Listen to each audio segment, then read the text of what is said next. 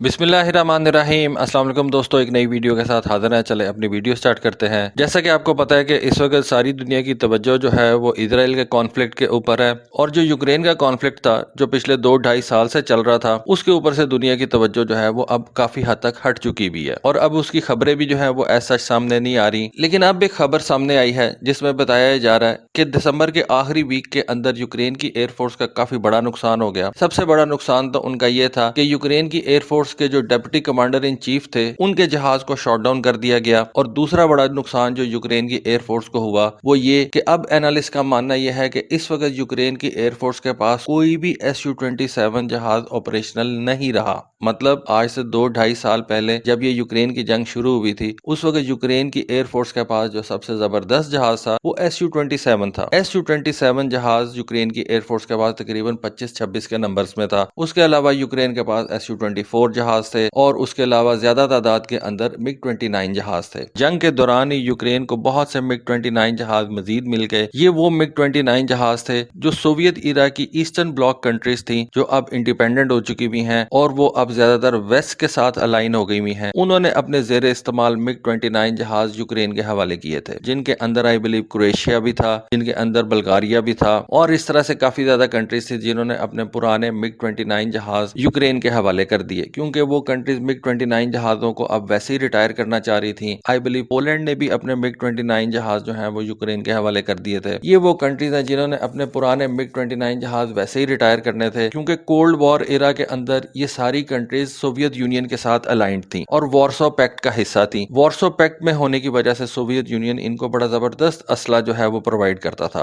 MiG-29 अपने वक्त का बड़ा जबरदस्त जहाज था, आज भी बड़ा जबरदस्त जहाज है। लेकिन फिर जब सोवियत यूनियन टूट गया और वार्सो पैक्ट खत्म हो गया, और इन कंट्रीज ने रशिया के साथ जाने की बजाय वेस्टर्न कंट्रीज के साथ जो है वो अलायंसेस कर लिए, तो फिर डेफिनेटली इन कंट्रीज ने वेस्टर्न कंट्रीज से असला परचेज करना शुरू कर दिया। मसलन पोलैंड जो है उसने अमेरिका से ये F-35 जहाजों का मुआहदा कर रखा है। पोलैंड ने अमेरिका से F-16 जहाज जो है वो परचेज कर लिए हैं। तो पोलैंड को MiG-29 जहाजों की बिल्कुल जरूरत नहीं थी, उसने ये सारे जहाज उठा के यूक्रेन के हवाले कर दिए। यूक्रेन जंग के अंदर मसरूफ था, यूक्रेन की एयरफोर्स ने इनको यूज कर लिया, और इस तरह से यूक्रेन के पास MiG-29 जहाजों की जो तादाद है वो जंग के अंदर बढ़ गई। लेकिन ये जो ओल्ड ईस्टर्न ब्लॉक की कंट्रीज थी जो कि सोवियत असला इस्तेमाल करी थी, इनमें से कोई भी कंट्री ऐसी नहीं थी जो ये Su-27 जहाज इस्तेमाल करती, और इस वजह से यूक्रेन के पास जितने भी ये 25-26 Su-27 जहाज मौजूद थे उनकी तादाद उतनी ही रही, और जिस तरह रशिया ने इन Su-27 जहाजों को मार गिराना शुरू किया, ये तादाद कम होती चली गई। और अब बताया जाता है कि यूक्रेन के पास दिसंबर एंड के ऊपर जितने भी Su-27 जहाज थे वो सारे शॉट डाउन हो चुके हुए हैं, और इस वक्त यूक्रेन की एयरफोर्स कोई भी Su-27 जहाज इस्तेमाल नहीं कर रही। जब 91 के अंदर यूक्रेन के पास ये Su-27 जहाज आए थे, 91 के अंदर ही आपको पता है कि सोवियत यूनियन टूटा था, तो उस वक्त ये Su-27 जहाज यूरोप के अंदर बेस्ट माने जाते थे। लेकिन फिर ये जो ओल्ड सोवियत कंट्रीज थी जिनके अंदर रशिया भी था, यूक्रेन भी था, उनकी इकोनॉमीज इतनी ज्यादा बुरी तरह से हिट हो चुकी हुई थी कि उन्होंने अपने दिफा के ऊपर बहुत कम जो है वो तवज्जो दी, बहुत कम पैसे खर्च किए, ना ये Su-27 जहाज इतने ज्यादा अपग्रेड किए गए, और इनकी टेक्नोलॉजी जो है वो उसी तरह से पुरानी रही। वक्त गुजरता चला गया और ये जहाज जो है वो पुराने होते चले गए। अब बताया जाता है कि ये जो दो बड़े इंसिडेंट्स हुए हैं जिनके अंदर यूक्रेन की एयरफोर्स के ये जो डिप्टी कमांडर थे उनको मार दिया गया, उनके जहाज को तबाह कर दिया गया, और जो आखिरी Su-27 जहाज था उसको भी तबाह कर दिया गया। इसका जिम्मेदार यूक्रेनियंस Su-35 जहाज को ठहराते हैं। Su-35 जहाज जो कि खुद से एक Su-27 जहाज की फैमिली का है, लेकिन जैसा कि आपको पता है कि इस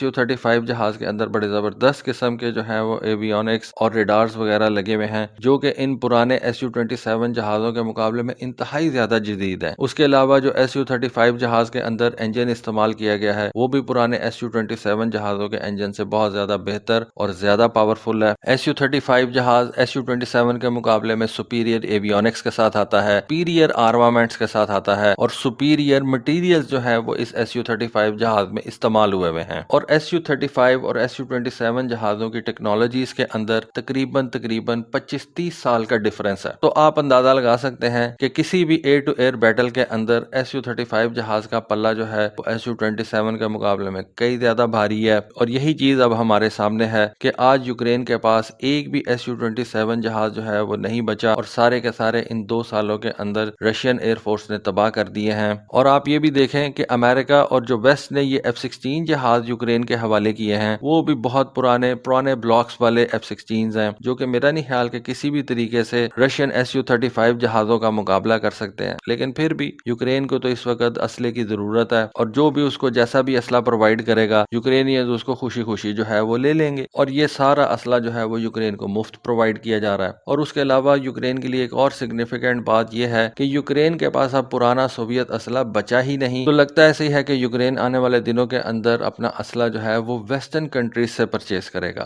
तो दोस्तों ये एक Su-27 और यूक्रेनियन एयरफोर्स के हवाले से खबर थी जो मेरी नजरों के सामने से गुजरी, सोचा आपके साथ शेयर करूं। होपफुली आपको आज की वीडियो, आज की इन्फॉर्मेशन पसंद आई होगी। कमेंट सेक्शन में अपनी राय से जरूर आगाह कीजिएगा। आज के लिए बस इतना ही। Thank you. Allah Hafiz.